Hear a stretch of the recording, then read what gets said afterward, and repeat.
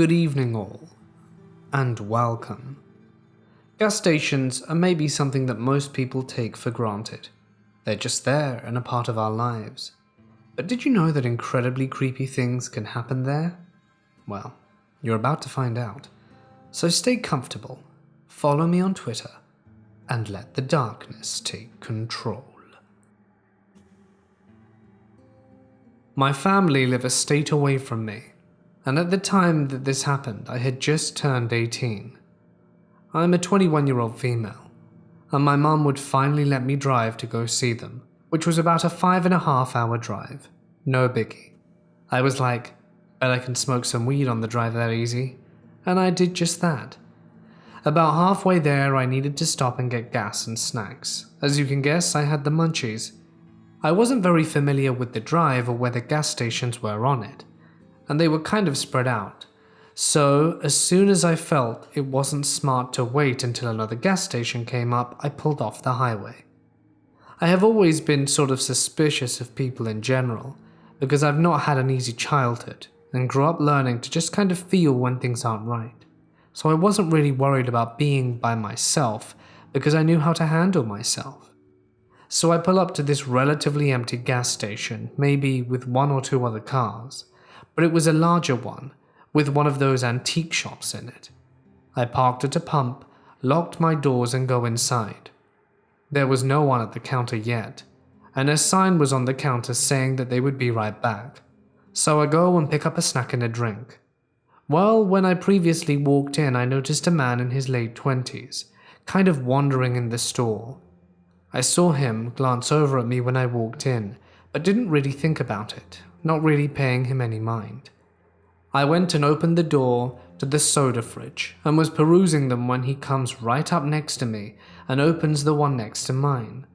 This wasn't particularly weird to me, but the fact that he was literally all the way across the store when I came in, and then as soon as I go over there he does too, I was like, okay, I'ma look for a different drink.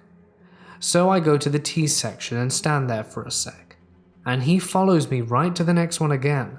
Only this time he looks at me, smiles a creepy-ass closed-lipped smile and says, "Hi." I do want to say that even though he could have easily have just been trying to be nice or flirt, I had an instant creepy vibe from him when he first walked over, and that intuition has never failed me before. At this point I just look at him, nod and grab a can of something and go to the counter, and think to myself that I can just grab a snack later. He comes up right behind me with one of those jerky sticks, literally did not even grab anything from the refrigerators that he was looking in right next to me, and just stands super close. I mean, he was right up behind me. I could feel his body heat and his breath on the back of my neck, and I literally just wanted this cashier to come over here so I could get out the way. I start calling for someone, but no one comes to help. The dude behind me is texting on his phone and looking around at the door like he's expecting someone to show up.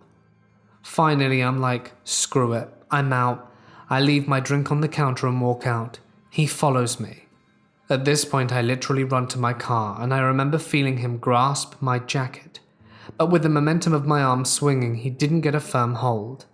I hop in, lock the door, and turn my car on at record speed. We make eye contact from out of the corner of my eye, and I see two men running from around the corner of the gas station. They all three run at my car, which is not very far from where the first guy is, and I floor it out of there, almost wrecking my car on the corner. I don't know what they were planning on doing, but I imagine I was about to get kidnapped. I called the police because I don't know where the cashier was, and I just had a bad feeling they did something to them. The guys were gone when the police got there, and I now carry a knife on me when I go out on that drive. Creepy dudes, let's not meet again. When I was 19 to 20, I used to work for a well-known gas station chain. A lot of the time on evening shift between 4 and 12 I was alone, though both cash registers were behind a wall of plexiglass, and there was still a 2 to 3 foot opening between them, where a sliding door is for the night shift to close to avoid robberies. It was about 5 p.m. and still daylight when this guy came in. The hairs on the back of my neck stood up when he walked in. There was something about him that just wasn't right. I should also add that I'm a female. He walked to the back of the store, made it seem like he was looking for something in my coolers and by the back shelves. He never once picked up anything to read or look over, and every now and then he'd look up at me and gradually made his way towards me, but would retreat to the back of the store when someone came in. And this went on for about 10 minutes. These two women came in and went to my coolers at the back of the store. I quickly wrote on a note of paper that said, "Please stay with me so I can call the cops." Then one of the ladies came to pay. I showed her the note. She nodded and went and told her friend. I had my eye on this creepy guy while trying to keep from completely panicking. One of the ladies leaves the store and the other lingers around it. She looks outside and sees something, then leaves. Immediately after she left and I was about to hit call, the creepy guy rushes up to the counter. He looks at the glass door and is about 2 feet away from me, then bolts. I look outside and the two ladies are talking to the cop that had just pulled up as the creepy guy was rushing to my counter to get gas. The creepy guy must have seen the cop and decided it wasn't worth it. The cop looks over the guy as he takes off, then comes inside to talk to me. I explained to him his behavior and how my finger was on the call button as soon as he pulled up to get gas. The two ladies came in to make sure I was alright and then left. The cop leaves, then comes back around 30 minutes later saying they picked up the guy. He explained the guy was high on meth and he was looking for someone to rob to fuel his habit more. He was also in possession of a hunting knife, and the cop figured he would have seriously harmed me to get what he wanted. To this day I thank my lucky stars the cop pulled up when he did. Dear meth head, let's not meet again. Let me take you back to the summer of 2016. I was 15 when all of the weird clown stuff was happening. Me and my little sister and my mother went on a road trip to see my grandparents. Now at this point we were on our way back home, and we were in Georgia. We stopped at a gas station around 6 a.m. and it was still very dim outside. My sister and I were dead asleep until we heard my mum leave the car. My sister was still asleep. Let me set up the scene real quick. Me and my sister were laying in the back seat. Her head was on the opposite side of the car, and we were directly next to each other on the seat, so I could see perfectly out of her side of the window. Anyway, I wake up and I'm really groggy, but suddenly my attention is jerked to maximum capacity when I heard a horrifying pitchy laugh that didn't even sound real. In that moment though, I was in some weird lucid dream state until I snapped back to reality. I sat up 90 degrees and looked out the windshield, and there was this man with a red balloon dressed up very similarly to the original Pennywise, but dirtier and cheaper. I watched in actual disbelief as he went from person to person laughing in people's faces. He went up to a little girl of about 6 and her mother, pinched their cheeks, got up in her face and said something along the lines of, "Hey princess, wanna be my friend?" And when the mum hit him and screamed to get the hell away from them, he started maniacally laughing. Then he skipped over to my mum's car, saw me inside literally shaking under my blanket, and pressed his face up against the glass really hard and started pointing and laughing. I pulled the blankets up above my head, but I could still hear him laughing his butt off. I swear I heard him try and jiggle the door handle a few times as well. The only thing that sent him away was the same mother of the little girl yelling at him and threatening to call the police. I heard him leave, and so when I sat up I saw him skipping away, and he was still laughing. It almost sounded like gagging at this point. I mean honestly, about 45 minutes after he left, we came across an active missing person search in a forest by the road, not too far away from that gas station. I have no idea if he was involved, but I remember riding by and feeling like it could have easily been my sister or I. I was 15 then, and 19 now. I'm a 19-year-old dude that loves horror movies, gore and scary things. but the details of this weird-ass experience have never left my mind. Although I was really upset at the time, I'm glad I have an interesting story to share with all of you.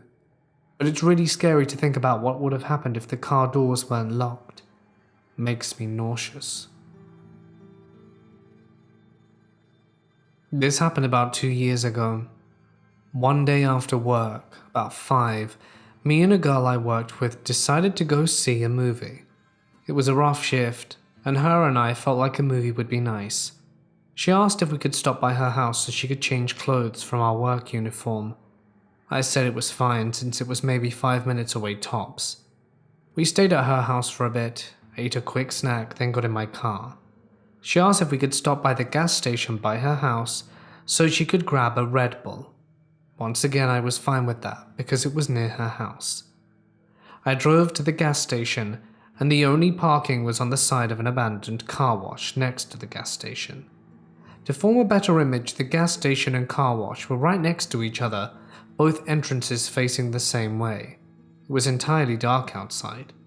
The gas station was a fairly run-down one and didn't have any lights at the gas pumps like most do, so it was pitch black except for the light coming from my car. A semi-truck was on the other side of the gas station and had cones indicating the area that would inhibit the driver to do what he needed. So I assumed the parking spots wouldn't be too close, and I parked. My friend got out and went inside, and I decided to stay in the car since she would only be a few minutes. I locked my doors after she got out, as it was a force of habit to do so. I went on my phone for a bit, and after a few minutes I saw a light flash on the driver's side mirror of my car. I turned to look, since it was pointing in my direction. The truck driver had a flashlight pointing at my window, and just held it there for a few seconds. I was kind of freaked out, but assumed he had a reason for doing so. He then began walking towards my window, still with the flashlight on, and I rolled my window down no more than an inch, assuming maybe he was just going to tell me to move my car. He stopped when he got 2 to 3 feet away from my window and just turned around. At this point I was pretty scared, just because there was no reason for what he did. So I rolled my window back up and waited for my friend. I'm still watching the guy just in case, and I see him rummaging around in the front part of his semi for a bit. Then he stopped and turned back to my car. There was something in his hand. I'm not sure what, and I'm glad I don't know. He began walking towards my window. He was saying something, and it was in a rather loud volume, but inaudible. He got to my door this time and tried to open it. He tried to pull the handle a few times, but he couldn't open it, then started to pull more aggressively. My friend came out the gas station and was walking towards my car, and she looked scared. I was scared. The guy saw her coming to my car and walked back to his truck, and I drove away as quickly as possible. I'm not entirely sure what happened or what was going to happen. The only theory my friend had was that maybe when he saw that I was a girl, the first time he had the flashlight, he assumed I'd be a good target for something. That's just a theory though. I'm glad I won't ever have to find out what he was doing. This happened around 8 to 9 years ago. My husband and I are driving back from Michigan as we went to visit my parents, and by the time we get into the remote back area of Ohio, it's dark. Dark being around 12 a.m. when we get into the backwoods, and by the time we hit the small towns it was around 1 or 2 a.m. We always make sure our doors are locked because we aren't stupid. Anyway, we make a quick stop to use the restrooms, stretch, and get something to drink. We get back on the road, and we're going along, and we slow down to stop for a road sign, and this woman walks out right in front of us, and I slam on the brakes to keep from hitting her. We sit there for a minute collecting ourselves and think, what the hell? She knocks on the passenger side window where my husband's sitting, and I tell him to not roll it down and to let's just get the hell out of here. But he, being the kind-hearted guy he is, rolls down his window. She tells us that she'd been walking for hours and that her car broke down. She can't get a hold of her daughter and that she has no money and needs $50 for a cab. Quite specific, right? He tells her to hold on, rolls up the window, and I'm telling him no, You've got to be nuts. Do not let her in this truck. And he gives me this spiel that she needs help and stuff. Hate me all you like, but I learned the hard way to never trust people, especially strangers. And I told him that I didn't give a flying monkeys if she were bleeding on the ground. She was not getting in my truck. He guilts me into letting her in. Now I'm driving a Ford F-150, and there's only one seat, so we're all crammed, and I ask her where she's going. She says to a store, then says she needs to find a cab but has no money and if we can give her $50. I'm silently telling my husband, like hell are we giving her money as we're driving her, but relents and says yes. We drive and she's telling us all kinds of stories about her daughter, how she needs to get home, how her daughter's 16 at home alone, that it's about 2 hours away in Ohio. The more we drive, the more it changes. I ask her about her daughter, and this time she's in her late 20s, has a few kids, and is in Kentucky. I said, oh, I thought she was 16 home alone and 2 hours away in Ohio. She says, oh, that's my younger daughter. It's my adult daughter I'm going to see. Okay, that makes no damn sense. She just said she came from Kentucky. We find an ATM and thankfully it's broken. We push on to find another, and the more she talks, the weirder she gets. She tries cozying up to my husband and sweet-talking him, and he is oblivious to women hitting on him. So she moves on to me and I refuse to accept it by constantly changing the subject. Then it gets stranger. She says, are you two married? We reply, yes. Oh, that's good, because I would have had to call Jesus down to smite you if you were living in sin. We were both thinking, what? Then says, you two are a very nice Christian couple. And we both reply, we're not Christian. She gets upset by this and starts spouting the Bible at us, and the hubby is retorting back at her. We finally reach another ATM, and this entire time the hubby and I have been communicating through signals that we need to get the nut job out the car. We pull up, and he says I need to get out of the car to get to the ATM, and she says, just have your wife pull up and use it. He says, no one uses my card but me. Then she goes, have your wife get out. And he replies, her door's broken and only the passenger door works, which is a lie of course, but we needed to get her out. She gets out and he grabs the door to pull it closed, and she grabs the door and starts screaming at us to let her back in. As she's trying to get back in, he says to her, no, your story's full of holes and doesn't add up. She pulls out this knife, assuming like a switchblade, and my husband shoves her, and I peel out of the bank parking lot with the door still open. He shuts it and locks it. She chases us screaming that she's gonna kill us, and I floor it, pushing the gas pedal to the floor, and we're doing 120 and don't let up for 4 miles until my husband is screaming, slow down, you're gonna kill us. I do, and I'm shaking, part due to anger and part due to being freaked the hell out. We made it home safely, but crazy lady that tried to rob us and stab my husband, let's never meet again. One day about 3 years ago, I was at my house with my younger sister and our friend. We were about 20 to 21 years old, all females. We were hungry and decided to go out and grab some sushi. On the way to the restaurant, I noticed I was low on gas, so I stopped to get some. I pulled up to the pump and parked the car. I went into the gas station to pay while my sister and our friend waited in the car. As I was walking across the parking lot into the stall, I noticed a man staring at me with a creepy smirk on his face. We made eye contact and he yelled across the parking lot, "Hey beautiful, why aren't you smiling?" I didn't respond or even acknowledge him. However, a young woman who witnessed this said to him, "Do not tell her to smile, she doesn't have to do anything for you." To this day I think about that woman. I thanked her and continued to walk into the stall. As I stood patiently in the line, the same man walked in, came right over to me in the line and started to touch me. He was rubbing my arm and lower back and I pulled away and said loudly, "Get away from me, I don't know you. Don't touch me or I'll defend myself." Other customers and the cashier were watching us as I caused a scene. He whispered in my ear and told me to shut up so people didn't think he's a creep. Suddenly the man ran out the store and to my car with my sister and friend still in it. I ran after him.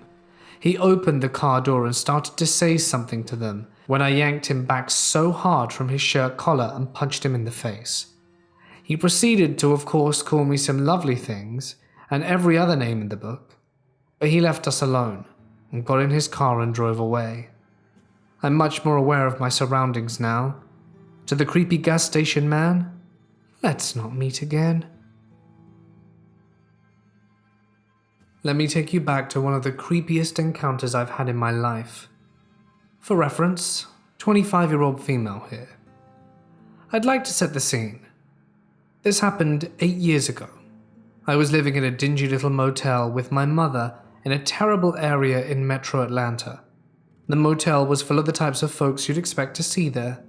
You had your pimps, you had your ladies of the night, and you had a couple of dealers, but you mostly saw their clientele. I personally was never bothered. It was what it was, and 17-year-old me liked to think of myself as a mini gangster, despite being a whopping 5'3" and 110 pounds, but I wasn't worried. So here I am hanging out at the motel with my boyfriend one lovely dark winter night. We were both antsy and bored out our minds, so decided to take a walk on the gas station across the street for some cigarrillos. Sure, it's late, but the gas station is only across the street. What can happen between here and there? I forgot to mention previously that directly in front of the right half of the hotel is a Waffle House. Like you pretty much pull into Waffle House and drive past it just a tad to end up at the motel parking lot. I only mention it because the location matters a little. Anyway, so we set off. The boyfriend and I are arguing, so we barely even noticed when this woman popped out from behind the Waffle House building. But when we did notice, we instantly went silent. This large woman was stomping towards us. I don't mean large like overweight. I mean large as in everything. She was way taller than me and had at least half a foot on my boyfriend, who sat at 5'7". And sure, she was overweight too. I only mention her weight and height to help you understand that she was just a really big lady, which made her quite intimidating. When she approached us, her face twisted in a way that looked both angry and confused, and I wasn't feeling very G anymore. As I stood in front of us, she just stared at us with that same face, eyes moving back and forth between my boyfriend and myself. So I take a step or two back behind my boyfriend when this lady finally speaks. "Where's the crack?" I couldn't tell if it was a question or a demand. Either way, we didn't have any. And we told her that. "You're lying. I know some of you have some." "No, we don't." We told her that again. But she was becoming increasingly angry as we kept repeating that we didn't have any. So finally I'm like, "Look, lady, we don't have any crack. Try the other side of the hotel. I bet there's someone with some over there." I felt like it was sound advice because we really didn't have anything, and someone likely would have it over there. I just wanted her to leave, but I guess that bothered her more, because as we started to retreat towards the store, she screams at us, "How would you know? Unless you have it." Once she said that, I realized there was no convincing her that we truly did not have any crack. So we noped out of there. I was nervous about walking back, but you gotta do what you gotta do, and fortunately for us, she was nowhere in sight. So we locked ourselves in my room, put the cigarrillo to good use while we laughed about what happened, and I assumed she went to the other side and found what she was looking for. And even better, I never saw her again. And to be clear, I do not judge with those addictions. As someone who has lost and almost lost family to it, I find it incredibly heartbreaking and place no judgment on those who get sucked into its spiral. I hope the woman ended up getting help, and I hope the same for all the addicts out there. If that happens to be you, let me tell you this: you are strong and you can do it. You got this. But to the creepy lady demanding I give her my non-existent crack, I hope to never encounter you again. Let me take you back 25 years to a deserted highway in the United States. I want to keep as much information as possible anonymous, but will tell you what I can.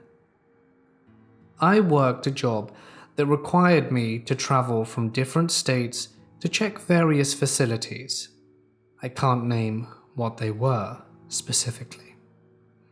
But a job like this does involve a lot of driving, and as such, it was one of my usual days driving to work. Today's assignment was taking me to Ohio. I was about 4 hours away, hadn't really driven this way before, or at least not in a long time, and I was just listening to the radio and chewing on a granola bar, waiting for the next gas station as I really needed a leak. I had been busting for a while, and after a short time did I find a run-down gas station in the middle of nowhere. Great, just what I needed. The sky was already getting quite dark at this point, and the fluorescent neon lights shining above the pumps were all that illuminated this dingy little run-down spot in the middle of nowhere. I pulled up and took in the scenery, breathed a cold sigh, and went to fill up the car before relieving myself and getting my much-needed snacks. I looked around. It was empty. There was not a single soul around, save for the cashier who I was assuming was probably in the back of the gas station.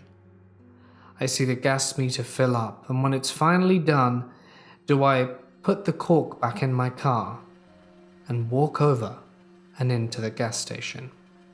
I remember it like it was yesterday. It had some terrible band from that era playing on the radio, and I was just thinking to myself they needed better taste in music. I didn't even look at the cashier first, so intent on finding the bathroom and collecting my snacks. The bathroom, as the sign said, was just on a little door to my left, so I busted through and made use of the facilities while I still had the chance. Once I was done, I walked out, and that's when I noticed a strange smell. It was a bit weird, I thought. Could it have been a cleaning product that they used? I made my way, grabbed some chips and a few other bits, and my mandatory Hershey's bar. That's when I made my way to the counter. I noticed the cashier was completely absent. I didn't want to be late. I was already running a little bit late anyway, but thought if I sped I could probably make it in time. But now the cashier was absent, and I was losing my patience. I placed my candy and snacks and drink on the counter and yelled, "Hello, is anyone here?" I tapped on the desk a few times after about a minute, but no one came. It was starting to get on my nerves. Surely someone was working here. How the hell was I supposed to pay for my gas? I waited about 3 more minutes, patiently waiting, sure that whoever was probably in the security building was about to come out. Maybe they were in the staff toilets, I don't know. I started perusing a magazine while waiting, really wasting my time and getting more and more annoyed. So I started to walk towards the staff-only door, clearly labeled staff only, and decided to give it a little knock. I knocked the door, but there was no reply.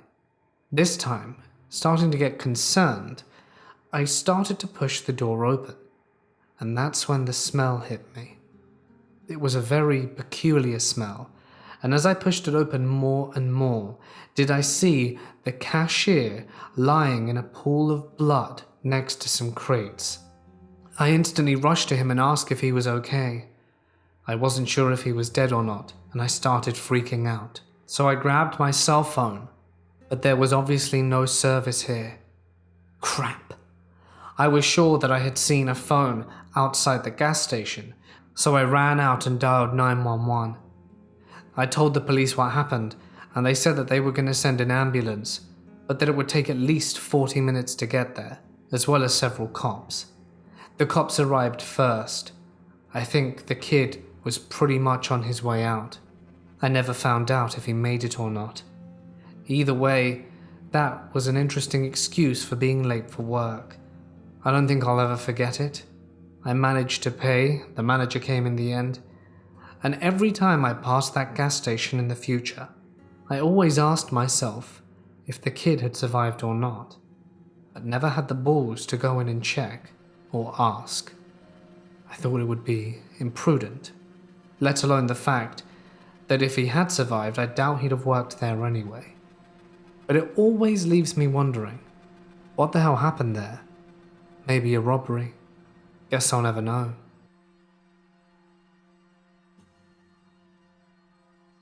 I've shared this story enough times to appreciate that not everyone is going to believe me.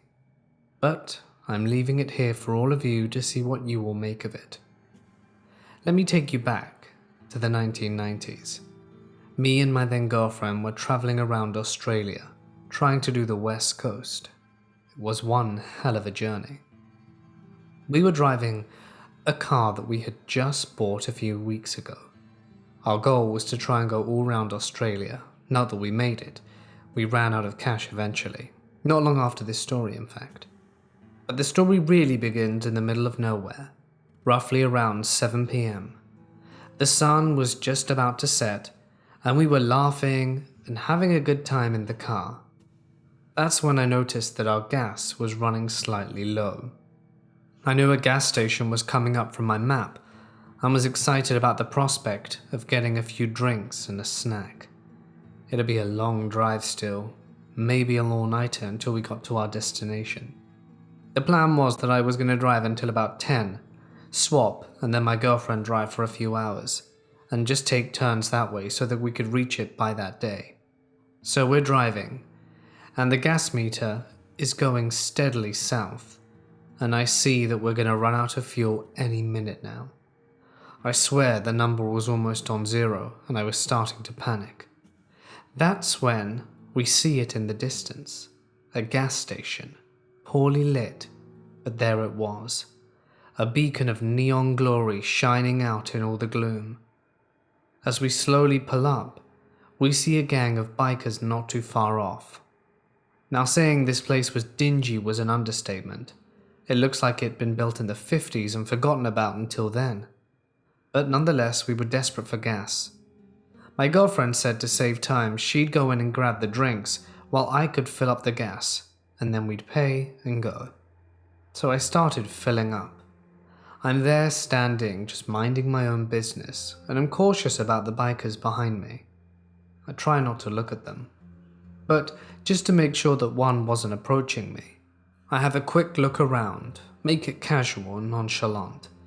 I look all around in every direction, just make sure they are where they are, and to my surprise, they start flying off, just driving away. Great, I thought. Just me and my girlfriend at the gas station. Now I don't have to worry about getting mugged or something. Not that I have a problem with bikers, but we had been mugged a few days earlier, so, it was on my mind. My girlfriend comes back a few minutes later, says she's paid and we're about ready to leave. But then she blurts out that she has to pee. So there I go, waiting in the car for her to pee. She goes to the restroom, and I'm waiting for about 5 minutes, getting bored, tapping my thumbs on the dashboard. I'm thinking, what the hell? Why is it taking so long? Maybe the peep turned to a poop. 10 minutes later, I'm really bored now.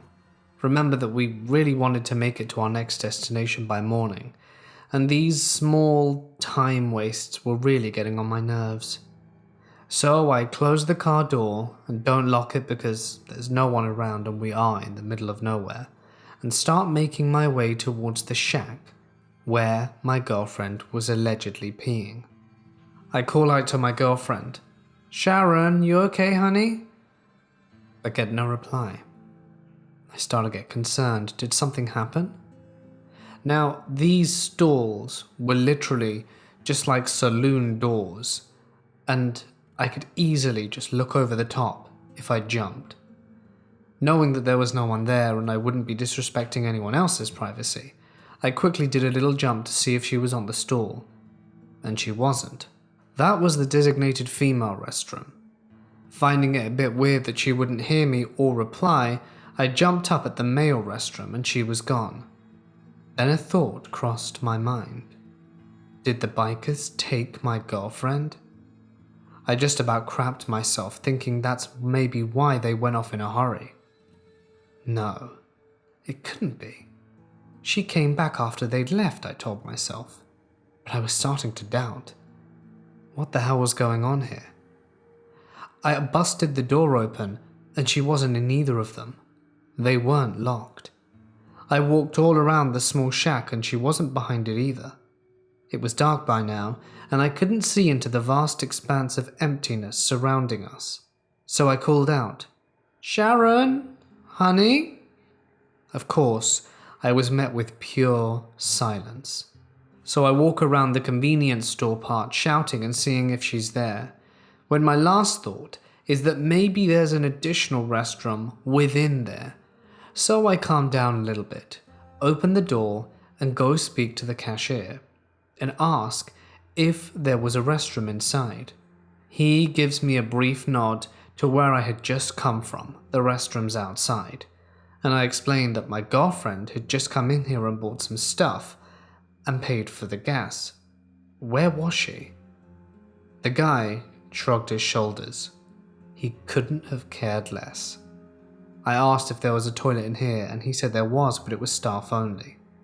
Thinking to myself that maybe she just ignored the sign, I walked up to the staff only restroom and just knocked on the door. "Sharon, are you okay?" There was no reply. That's when I looked down at the handle. It was green, meaning not locked. I pulled down the handle slowly, but she wasn't inside. At this point I was really starting to get concerned. I didn't have a phone back then, they were rare, and I thought I needed to call the cops. I didn't know what to do. Was she playing a prank on me? So I looked underneath the car and looked everywhere I thought she could possibly be, and by this point I was freaking out. So I asked the guy if there was a payphone and there wasn't. He told me that if I wanted a phone I'd have to drive to the nearest town a good 20 minutes away. Crap, I thought. But what if Sharon comes back? I don't even know where she's gone. If the toilets were so dirty, would she really have traveled all the way in the darkness to a field to pee or something? My mind was losing it with concern. I was genuinely getting scared. But thinking that I didn't have another choice, after about 20 minutes of waiting, I jumped on my car and started the drive. I drove for about 5 minutes before I saw Sharon on the road. I pulled over immediately and shouted to her, asking her what the hell she was doing. She gave me the most funny look and said, "You're not going to believe me if I told you." She said that she was peeing in the little stall and came out, but when she left the stall, there was nothing there. No gas station, no anything. Most of all, I was gone in the car. She had a panic attack, started crying, and said she fell to her knees in despair, so confused as to what happened, and just began walking along the road, always looking back to see if I were coming. By this point, it had been nearly 40 minutes, and she had been walking a fair distance, and I could see the tears in her eyes and how the mascara had run down her face. I was feeling a deep knot in the pit of my stomach. I didn't really know what to say. I asked if she was feeling alright and maybe if the heat was getting to her, but she said that she was fine. She said what happened, and I couldn't offer an explanation, but did say let's drive back so that we can see the gas station and maybe get you properly hydrated. It was only at that point that I noticed that she hadn't gotten snacks and drinks. And this time we see the gas station, but not like we saw it before. It was run down. The store had been completely deserted. The shacks non-existent. What the hell was going on here? Were we in some weird time slip? I honestly don't know what to say. I really don't. I've got no words. I have no idea what was going on. But only me and Sharon truly believe the story, as we're the ones who experienced it. We broke up a few months after for unrelated reasons, but keep in touch via Facebook. and the only time I ever brought up the story, she corroborated everything exactly as I remembered it. I live in a city known, sadly, for its crime rate, even though it's an awesome place to be. My street has a lot of variety in race and income level, and generally the vibe is live and let live. We all know each other from sight. One evening I was walking to the top of my street to get something from the gas station on the corner. I leave my driveway, and as I do so I see a pretty rough-looking guy on the other side of the street walking the same way I'll be, more or less directly across from me. The apartments across from me are rougher too, except when he sees me, I can tell he's thinking about something, like he sees me, and then he's considering something. I see him look both ways and then I hear him jaywalk to my side of the street. I've already turned at this point. He reaches my side and I hear him about 10 feet away say, "Hey man, what's up?" I glance back and say, "Hey dude," and pick up my pace. He's walking fairly quick too, and heavily. I really pour on the walking speed and eventually I don't hear his footsteps anymore. I think he must have fallen back or turned off the road. There are two paths to the gas station from my street. You can walk down the sidewalk nearly to the intersection and then go through the parking lot, or you can leave the sidewalk a bit earlier for a dirt path that's quicker and takes you right along the back and side of the gas station to the front. I go for the sidewalk, don't hear the guy, and don't see him as I turn into the lot. He pops up right behind me from the dirt path. I'm in near panic mode. The entrance to the gas station is 10 feet away and I dart inside. I turn around to face this guy. I figure the cameras are right here on the inside entrance and his face will be on them at this angle. There were two attendants right there. I'm gonna just make myself big and go really loud, "What are you doing here, man?" As I open my mouth to say it, the guy power walks past me.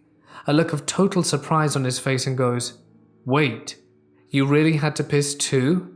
and blows past me straight to the bathrooms, wafting the booze smell on him into my nostrils. The guy was hammered. He'd been trying to cross the street for a while already. The mental math I watched him do before crossing was, "Oh man, this dude's gonna think I'm gonna try and jump in. What can I do? I know. I'll say something when I'm behind him so he knows I'm not sneaking up on him." And he was probably relieved when he took the dirt path and I didn't, thinking he wouldn't run into me again. Hey guys, it's Mort here. Thank you so much for listening. Who knew? Gas stations. Quite creepy. Well, there you have it. If you liked tonight's video, you know what to do. Where the like button is, where the subscribe button is, and where the bell button is to be updated every time I post. And you know, for those of you who haven't subscribed but listen frequently, go on, sub. You know you want to. And press the bell icon for new horrors every night at roughly the same time. So, you know, you don't miss anything. Well, I'd also like to extend a huge thank you to my patrons and members. If you would like to donate a really small amount of money, like literally give me a cup of coffee every month, I mean, I'd really appreciate it because it all adds up and helps keep the channel running. And yeah, you get cool prizes for doing so. So think about it. 1 cup of coffee, 2 cups of coffee, it's a nice thing to do. But for now, I'll leave you all here. Stay awesome, and I'll see you in the next one.